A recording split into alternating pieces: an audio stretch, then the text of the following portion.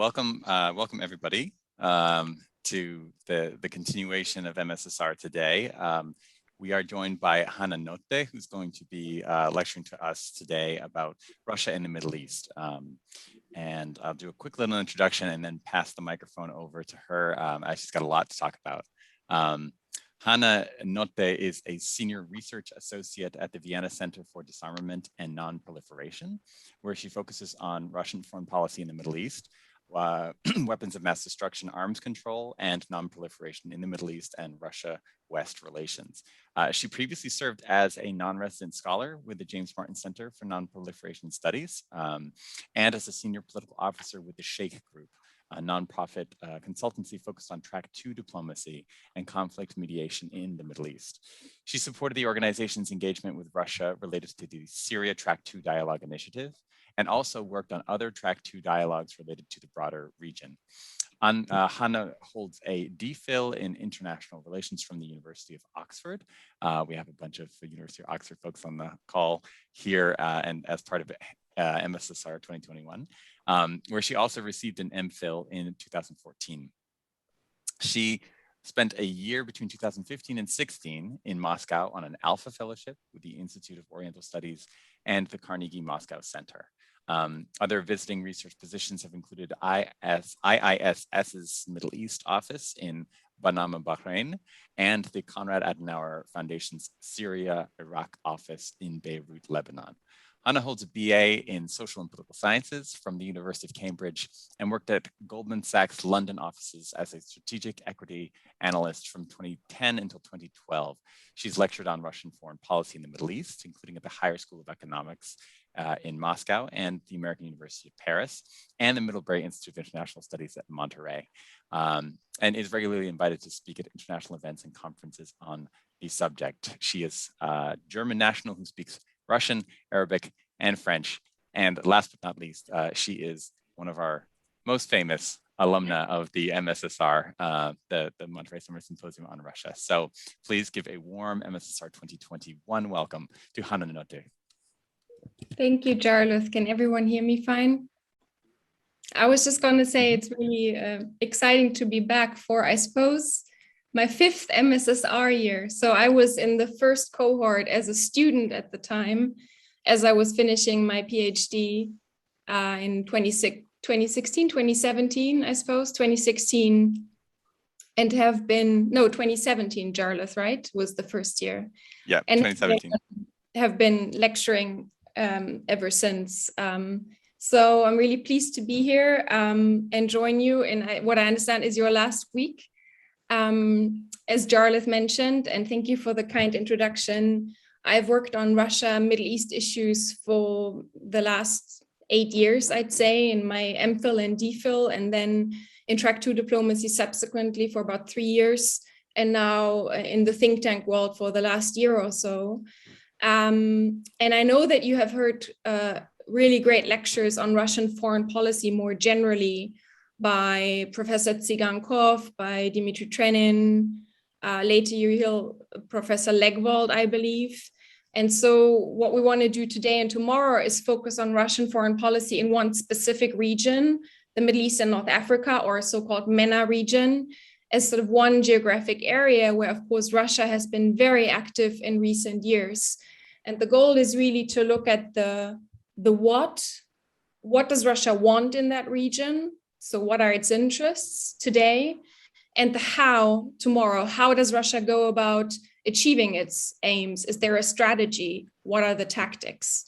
And to be able to answer the question ultimately, to what extent what Russia is doing in the Middle East is opportunistic, ad hoc, reactive versus, strategic. Is it driven more by security or more by economic considerations? And really an important question, to what extent is it just a derivative or a bargaining chip of Russia's broader relationship with the West? And so hopefully we'll be able to pinpoint or to recognize some of the broader drivers of Russian foreign policy that you would have discussed in previous weeks. And you would see those reflected in what Russia is doing in the Middle East as well. So let's get started. what I want to do first is say a few words about how we should situate Russia's Mena policy, Mena standing for Middle East and North Africa, within Russia's broader foreign policy. And I think the first thing to say here is that there's really little focus on the Middle East in official Russian strategic documents. If you look, for instance, at the 2016 foreign policy concept, that provides only scant mention of the Middle East region, mostly in the context of counterterrorism and counterproliferation. And I'd say the same thing is true for the recent Russian national security strategy that came out a few weeks ago, which really only mentions, I think, the Middle East once in the whole document. And so if you compare that to sort of post-Soviet countries, Russia-West relations, even China, the Middle East is not mentioned a whole lot in strategic documents that are put out by Russia. But I think that stands somewhat in contrast to the de facto growing significance of that region to Russian foreign policy in recent years. I mean, if you think about it, Russia went into Syria in 2015. It is now very active in Libya.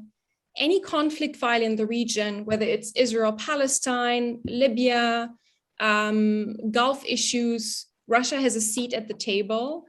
If you look at diplomatic activity by the Russian foreign ministry and look at certain statistics, it's quite interesting.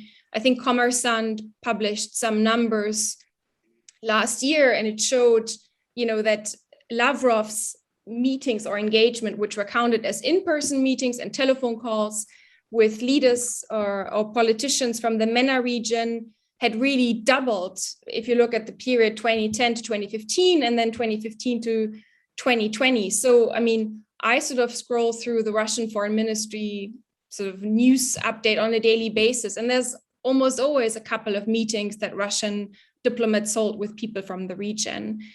And I think that increased activity has to do with Russia's shifting foreign policy over the last decade, or especially in the wake of Crimea and the Ukraine crisis. And I guess that is also reflected in the national security strategy. How does Russia see the world? As increasingly multipolar, characterized by a rise of new powers, as a world that lacks moral leadership, where Russia sees itself in a protracted confrontation with the West, and where it believes that Russian sovereignty requires protection against Western attempts at undermining, isolating, containing Russia. And so in this unstable world that is in flux, the Russian leadership believes in the need to diversify its relations, pursue flexible alliance relationships that is also reflected in the foreign policy concept. And I think here the MENA region occupies an important place in that new framework, really for two reasons. One is historical legacy. The Soviet Union was quite present in the region, and it was an arena for competition with the US during the Cold War. The Soviet Union had important relations, especially with Arab client states, Egypt, Iraq, Syria. But then also the second reason is that Russia went into Syria in 2015, and it is now capitalizing on that success. We'll come back to Syria a few times in these lectures. And that growing significance of Russia in the region has long been noticed by others, people sort of saying that Russia is back in the region, if it ever was gone from the region. And so, having said that as a broad backdrop, I now sort of want to go into, well, what are Russia's interests in the region? And I think security interests do remain of paramount importance. And here I really want to distinguish between two dimensions. The first, historic interest that Russia has had or has associated with this region and that remains present today, is to prevent basically the spillover of anything bad from the region to the Russian Federation or adjacent countries. When I say anything bad, I mean instability, extremism, terrorism, proliferation, centrifugal tendencies, all of that. I think especially in the context of the Syrian war, there was a heightened concern in Moscow, given how many foreign fighters went both to Iraq and Syria to join the jihad there. This is a slide, I put together in 2016 when I was on my Alpha Fellowship in Moscow, and I was supposed to look at who went from the post-Soviet space to Syria. It was literally 2-3 months after Russia had gone into Syria. And the numbers that people were talking about at the time, as you can see, were quite high. 2,700 from the Russian Federation, and then another over 2,000 from Central Asia. A lot of these people presumably having recruited as labor migrants when they were actually in Russia. So, that concern does not in and of itself explain Russian policy towards the Syrian war, but I think this concern that the region is quite close, that Russia has a large Muslim community, that people can become radicalized and come back to the Russian Federation and pose a threat there, especially considering Russia's past experience with such threats, sort of remains a concern to this day. But overall, I want to say that when we talk about security as a driver and Russia trying to keep instability away from its borders, there are really multiple prisms or lenses through which Russia looks at the security situation. And I think it's important to analytically distinguish between those, because there's Russia's assessments of past Western and especially US policy towards the region, the way that Russian diplomats have looked at Iraq 2003, Libya 2011, or more broadly, Western responses to the so-called Arab Spring. But then there's also Russia's own historical experience in the 1990s and subsequently, especially the Chechen wars. And then there is a concern with precedents of disorderly change being set in the Middle East that could serve as a model for post-Soviet countries. So there are different things going on here, and I quickly want to just go through those. So if you hear Russian diplomats talk about the Arab Spring, if we start with what I call the state order prism here, Russian diplomats' account is usually that the Western response to the Arab uprisings was sort of social political engineering, that the way that Western countries responded to the Arab Spring meant an intrusion in the socio-political fabric of these countries, because statehood in these countries was mostly very young, very fragile. These leaders in these countries, yes, they were not perfect, but they somehow managed to maintain a fragile balance between different pillars, Islam, tribal relations, managed to keep these often religiously and ethnically diverse societies together. And then when there was a demand for change, here comes the West and basically wants it all to go really quickly and radically, see rapid change. And that basically meant that this fragile balance in these societies was broken.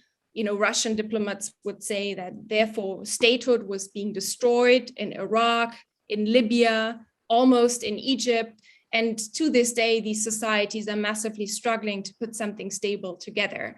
I think there's sort of one quote that a Russian diplomat told me once in a conversation about Syria that really stuck with me to kind of encapsulate what I just said. He said to me, statehood in the Middle East is a very complex thing. It's like a Mercedes engine. It might be easy to take it apart, but it's very difficult to put it together. This is kind of how they look at state order in the Middle East.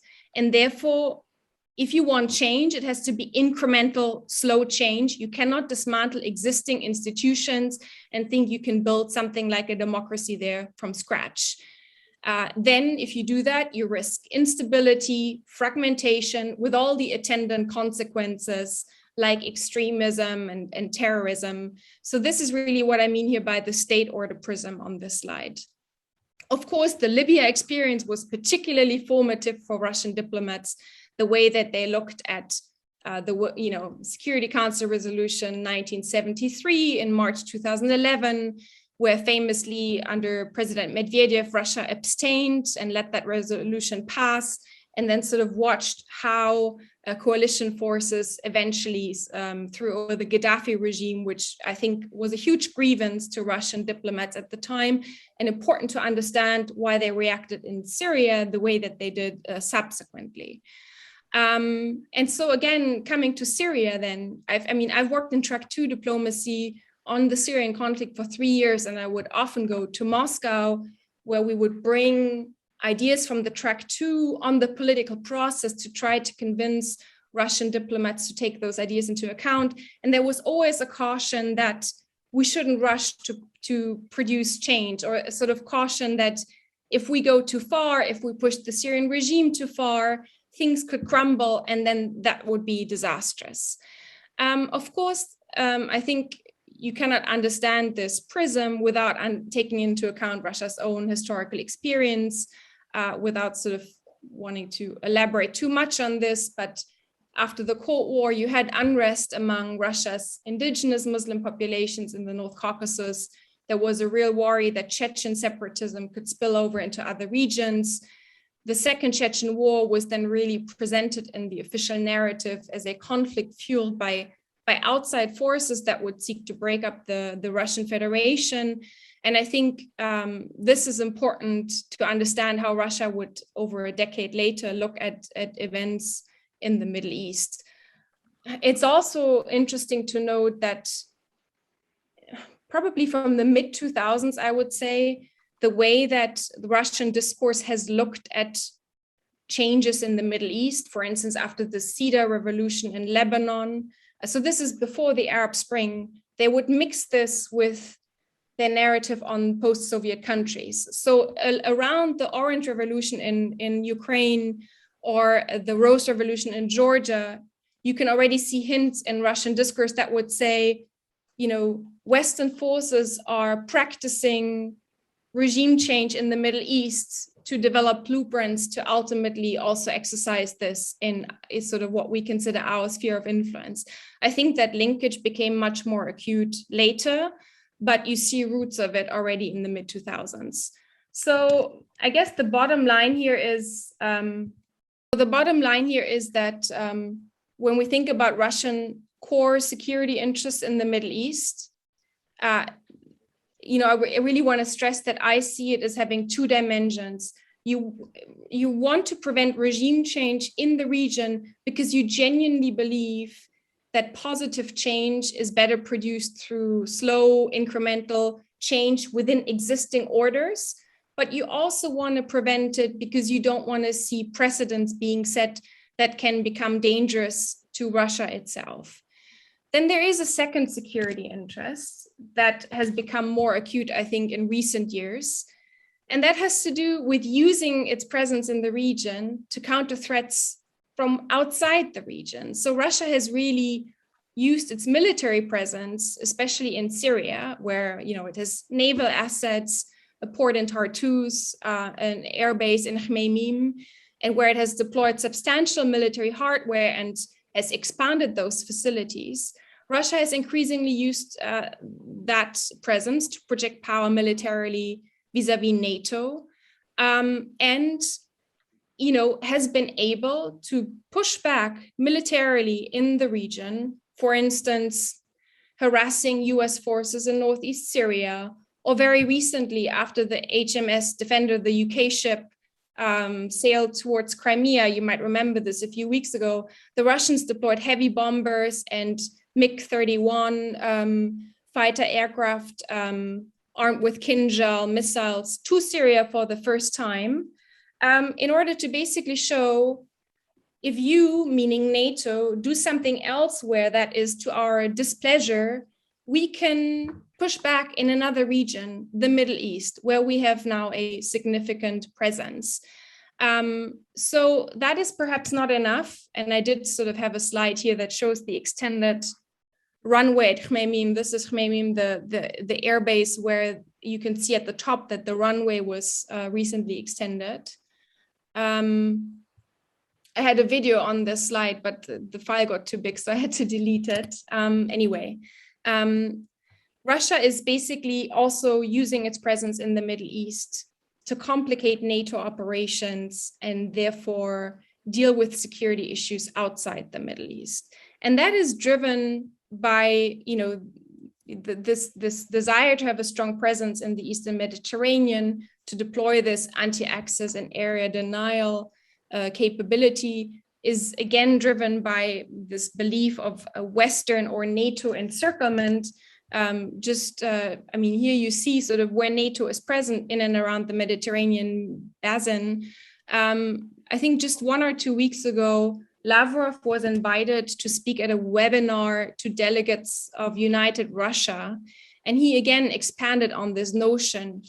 I just have a sort of coverage of that from Kommersant, what they were writing about it, basically accusing Western nations of creating a belt of instability sort of surrounding Russia. And quote unquote, he said, they want to absorb the territories around our country through various means and surround us with a buffer zone, additionally profiting from the fact that the West will have a decisive influence on the development of these countries. So much for Russia's security interests. I do want to come to Russia's economic interests, which I see as secondary. And I'll say in a second why. Russia does, of course, seek commercial gains in the region. And this is, again, part of a sort of broader diversification of Russia's economic ties in the wake of introduction of Western sanctions after the annexation of Crimea. But I think the important thing to say here is that even though Russia has managed to increase trade with some of the countries in the region, you really got to see this in perspective. Overall, the MENA region makes up for only 7 to 9% in Russia's share of foreign exports. Actually, interestingly, the significant portion of all that is with Turkey and Israel, not with the Arab countries that used to be sort of the Soviet Union's most important partners in the region. I think in 2019, Turkey overtook Italy as Russia's largest trading partner in the sort of larger Mediterranean region. But even then, Turkey accounted for just under 4% of Russia's total trade. You know, North Africa or Africa, even less of a sort of less significant here. I mean, Egypt and Algeria are noteworthy, especially Russian-Egyptian trade. But still, in terms of overall numbers for Russia, it's not that significant. And there has been a stagnating tendency in recent years. I mean, you see that here on the slide. I put the latest trade turnover numbers on the right. Of course, that's a bit unfair because those significant drops from 2019 to 2020 year on year are probably driven by the pandemic to some degree as well. But at the bottom of the slide, you still see that there's a sort of stagnating tendency, that this is not something that is suddenly increasing in significance sort of qualitatively. And what's the reason for that? Well, the reason is that the structure of Russia's economic exchange with the MENA region is fairly simple and primitive because there's not that much that Russia and that region want of each other. I mean, Russia exports some energy products, metals, foodstuff. It imports fruit, textiles, and vegetables from the region. But Russia doesn't produce that much that countries in the region want. I mean, there are really 2 areas in which Russia is considered quite competitive, and those are arms sales and civil nuclear technology. So I want to say a few words about those. Starting with arms sales. This is, I think, a CIPRI overview in the bottom right, where you sort of see that Russia's main customers of arms are India and China, but then Algeria comes next. And overall, about half of Russian arms exports nowadays go to the MENA region.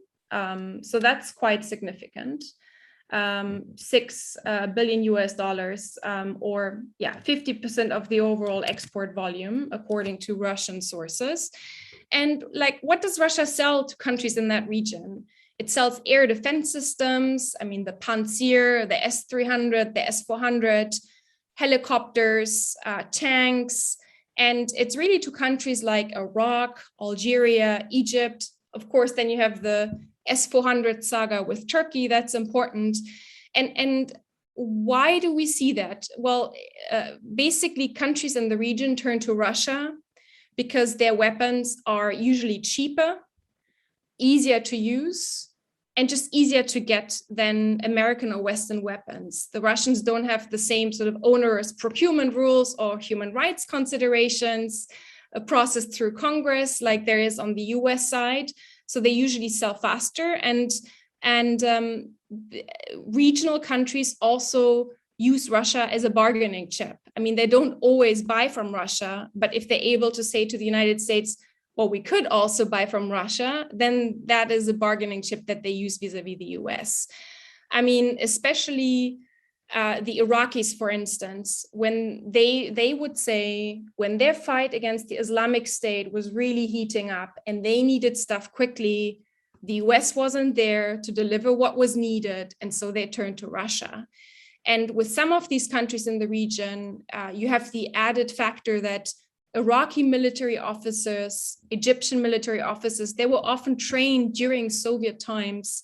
Military doctrine is Soviet to some extent. There's legacy relationships. People know how to use these Russian systems. So that has sort of added to that as well. But of course, in recent years, you know, the United States, in the context of great power competition with Russia, including in the Middle East, has threatened to impose CAATSA sanctions on those who buy Russian weapons. Turkey did it anyway. It was kicked out of the F-35 program. It is under CAATSA sanctions now. There's sort of constant talk that one should impose those sanctions on Egypt, though that's a complex issue as to whether that would be wise or not. But of course, there are certain disincentives for countries to go and buy Russian arms. Let's turn to nuclear technology. I mean, Rosatom is a big employer, I believe, for the Russian economy, and a significant portion of their portfolio are foreign orders. In the Middle East, I mean, it's really Turkey and Egypt where they're big players. They signed the contract with Turkey in 2010 to construct the Akuyu power plant, where I put something from the website on the slide here. And I think the first unit is supposed to be opened in 2023, just in time for the 100th anniversary of the Turkish Republic. And then Russia is also supposed to construct Egypt's first nuclear power plant. Originally, that was supposed to have been done by 2026, but there are some rumors in recent weeks and some reporting in the Arab press that the Egyptians are allegedly unhappy with the Russian position on the Nile Dam dispute. So then they're saying it's going to be 2 years later, but other sources are saying it's not true. So it's one of those instances where things are evolving and one has to wait and see. But Rosatom has also signed MOUs with a lot of other countries in the region. Now, another area that's kind of interesting to watch, where Russia really tries to be a player, is when it comes to agricultural products and exporting wheat or barley to the region. I mean, Russia sells a lot of grain to Egypt. It makes up for a large portion of Egyptian grain imports, and Egypt has a large and growing population. So this is not insignificant. The Russians have also tried to enter the Algerian market, for instance. And this is even something that's increasingly noted by Russian scholars. So look at the MENA region. I mean, I put this RIAC report for you here in the corner on Russian-Egyptian relations that talks about sort of prospects for agricultural diplomacy sort of going forward, because the thinking is, well, this region, the MENA region, given climate change, giving water shortages, you know, the struggle for food will be a real struggle of sort of in the medium to long term. And this is a niche that Russia can fill. So you see more and more people paying attention to this. But again, in terms of numbers relative to sort of the Russian economy, this is just sort of a drop in the water. Tourism is another interesting one to look at. I mean, Russian tourists love to go to Egypt and they love to go to Turkey. And when things happen, the consequences can be quite significant. So after the Russian-Turkish bilateral crisis in November 2015, you might remember that the Turks shot down this Russian fighter aircraft at the beginning of Russia's Syria campaign. There was a big crisis in Russian-Turkish relations. Russia imposed sanctions on Turkey and tourists stopped going. I think this really hurt the Turkish economy at the time. And again, with Egypt and Russian tourists going to Egyptian tourist resorts, this was kind of direct flights from Russia to Hurghada or other places were stopped. after this Russian plane was shot down over the Sinai in October 2015. You might also remember that a lot of Russian passengers were killed. And basically, this has been this ongoing saga in Russian-Egyptian relations, that the Russians resume those direct flights to these airports. They have resumed flights to Cairo, but they're still not satisfied, allegedly, with airport security in some of those other locations. And this is really important for the Egyptians, that Russian tourists come back. Now, another area I want to quickly say something about is the area of energy, because of course, as one of the largest producers of oil and natural gas in the world, Russia's economy is highly dependent on exporting those resources, but the MENA region itself is a fairly big competitor to Russia when it comes to exports to Europe and Asia.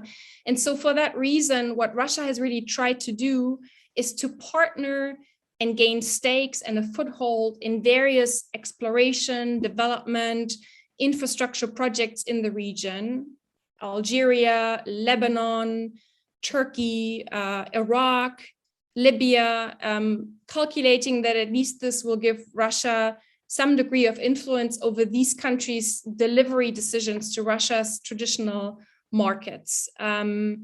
And of course, when it comes to energy, another thing to note here is that Russia is very interested in maintaining a working relationship with especially the Saudis, also the Emiratis, in the so-called OPEC plus format, because that's critical to Russia to seek alignment on oil production levels and market prices.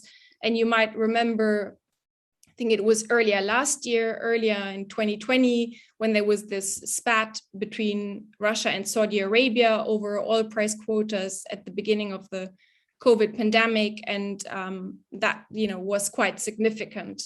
A final thing I want to say on economic interest is that Russia really is not a financial player in the MENA region.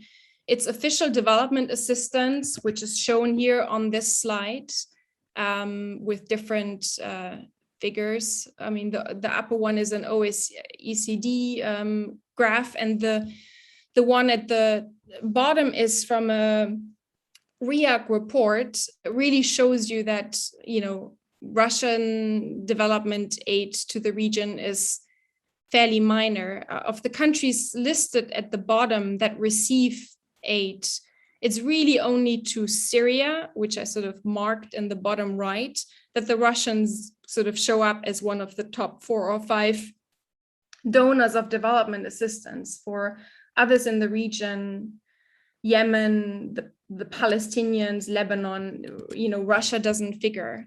And that stands in contrast to the Soviet Union, which, used to give a lot of development assistance to the region. But Russia has been more pragmatic and more kind of benefit-oriented in its economic engagement with the region. What the Russians did in the early 2000s was to forgive some of the debt to the countries in the region. They wrote of Iraq's debt after the Iraq War. They wrote of Syria's debt. But that was mostly from a calculation that these countries were not going to be able to repay the Russians anyway.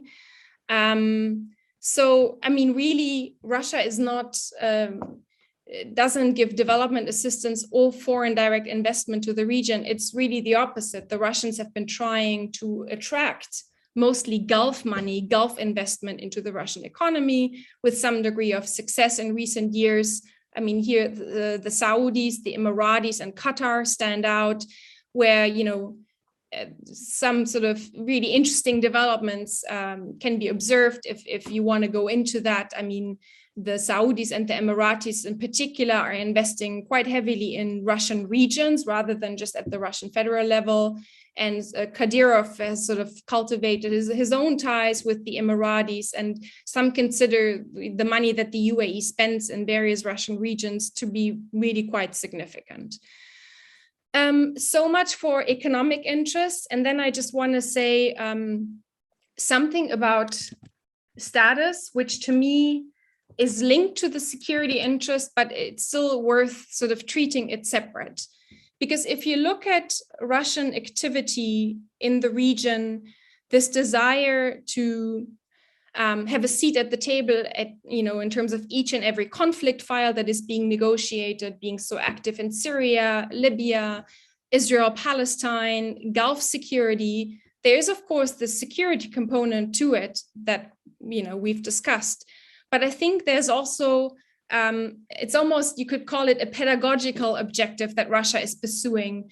The narrative is always to educate the West, or in particular the United States, about what are effective or legitimate ways to produce order and stability in the region, both intrastate, so at a societal level in an individual country, but then also when it comes to regional conflicts. And Russia is really trying to usually pose an alternative to a US or Western-led approach, thereby also reinforcing what I think it's broader narrative about declining US power, changing world order, that is, of course, meant to resonate beyond just the MENA region. And this is also linked to considerations of status. I mean, most Russian interlocutors that you would discuss Russian foreign policy in the Middle East with would say that, of course, this is part of Russia being back or being a great power. That's also why it needs its presence in the Eastern Mediterranean, a naval port, a military base, participate in all these mediation formats, because Russia is a great power, and so it has to be reckoned with. And I think the normative dimension of this sort of status posturing has also to some extent been supported by the Russian Orthodox Church, which has sort of supported Russian discourse on the Middle East, where Russia is usually portraying itself as the power that defends not just state order, but also minorities, religious minorities. And so I think that is also sort of one important thing to keep in mind. I want to say a few conclusions about Russian foreign policy in the Middle East, and also what they mean for the West generally, for the United States in particular, before we sort of go into a discussion. And again, I want to say that what I've tried to do today is just lay out the interests. Tomorrow, I want to talk more about how Russia goes about meeting those interests. But regarding the conclusions, I think an important thing about Russia's economic activity in the region is that the Russians go about this in a really pragmatic way. They will use opportunities when they present themselves, doing business with whoever is available, which comes from a place of relative economic vulnerability, I think, where you're trying to diversify your economic relations. But it is also driven by this geopolitically defensive logic, which I put you on the slide, mandates a Russian export безопасности. So what I want to say with this is that often what Russia does economically in the region reinforces its security interests. So Russia doesn't, the way Russia sells arms is reinforcing its support for incumbent regimes in the region that sustain their strong security apparatuses and that maintain order. So it's rarely the case that you would say that Russian economic interests or a Russian business trying to make money would conflict or go against the sort of Russian security vision for the region. In the rare instances that this has happened in the past that I can think of, I would say that security trumps economics. So a sort of a good example that one could think of is back in 2010, when the Russians had been in talks with the Iranians for quite some time to deliver the S-300. But this was under the time of President Ahmadinejad in Iran. Things were heating up between the Iranians and the Israelis. The US wanted sanctions against Iran in the Security Council, which the Russians ended up supporting. And then the Russians voluntarily decided to put a halt or a ban on the delivery of the S-300. One could say as a sort of gesture of goodwill under the, at the time, Medvedev presidency towards the Obama administration during what was a reset in Russia-West relations. but also probably realizing that this would, you know, get the Israelis to back off and sort of mitigate tensions in the region a little bit. And there were people in Moscow at the time who were unhappy with that decision, that the S-300 was not going to be delivered. So this would be an example where I think security trumped making money or doing business. But usually the two don't really conflict. The second thing I want to say is what this means for Western countries in terms of where we are today with Russian interests in the MENA region. I think Russia has a limited both ability and willingness to compete today with the United States. We'll address this a little bit more tomorrow, but the Russians are present in Syria and they are there to stay. And they are there to project power into the wider region. But it is not to be expected that Russia will seek that level or that kind of engagement in other countries or on other conflict files in the region anytime soon. Because why would it?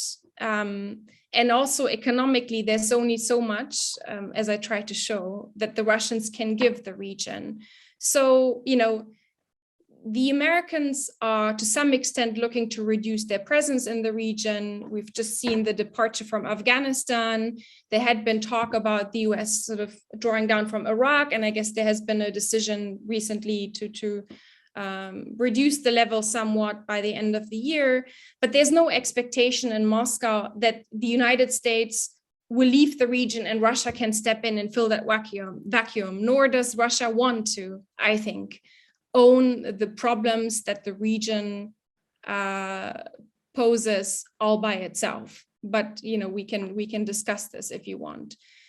So there will be competition, but it will be calibrated and limited. And I think to some extent risk averse, because even though you've seen the Russians and the Americans clash occasionally here and there, for instance, in Northeast Syria, I think there's also a desire on the Russian side to avoid any kind of proper military escalation with Western countries in the Middle East. That's the first thing. At the same time, willingness to cooperate is also limited on the Russian side. And here I put 3 reasons on this slide. The first I called no bargains. Now, what do I mean by that? I remember back in 2015 being in Moscow when Russia intervened in Syria, and there was this notion among many Russians I spoke with that, you know, by intervening, Russia would create new facts on the ground in Syria and ultimately force the United States to work with Russia on an equal basis as a partner, even though that sounded sort of strange to some Westerners who were observing what was going on at the time. But there was a desire still to work together. And this idea that perhaps files in the Middle East could be instrumentalized to get something else done in the broader strategic relationship. I feel if you talk with people in Moscow today, that hope has largely dissipated. You know, I mean, I discuss the Middle East with sort of Russian experts or colleagues fairly regularly, and they think, okay, maybe you can get something done, a one-off here and there, work together on humanitarian aid, or maybe now with the JCPOA, you know, there's some cooperation going on. But the idea that you could leverage that to address the broader issues in Russia's relationship with the West, I don't think that that is something that people believe in today. Second, there's also institutional momentum, you know, building on the success in Syria and being more active in the region. Some of these interests also become more self-sustaining. The region has become more important to Moscow in its own right. So you no longer just see what you're doing through the prism of the relationship with the West. And the way that different Russian actors are trying to pursue their own interests is something that we will discuss more tomorrow. And then I think there is a certain degree of self-confidence and defiance. You know, Moscow sees no real need on most of these conflict issues. And again, we can go into this in the discussion, Syria, Libya, or whatever you're interested in. No real need to adjust its position on these files towards more cooperation with the United States, given the cost benefit calculation that is currently being made in Moscow, because Russia sees its policy in the region actually as quite successful and sustainable. And at the same time, there's also an expectation in Moscow that whichever way things go, the Middle East and North Africa will no longer be a priority to the current US administration under Biden or to a future US administration, because the game is elsewhere. The game is China. So if the Americans are sort of paying less attention to the Middle East anyway, then why would we change doing what we're doing if it sort of seems to be going quite well for us? So I think what that means, I guess the bottom line is more of the same. No massive competition or friction, no big cooperation either, maybe with the exception of the JCPOA, where there seems to be some positive momentum, but certainly on Syria or Libya or any of these conflicts, I don't see a significant Russian-American cooperation forthcoming. Maybe I'll end here, and I'm very happy to discuss and take questions.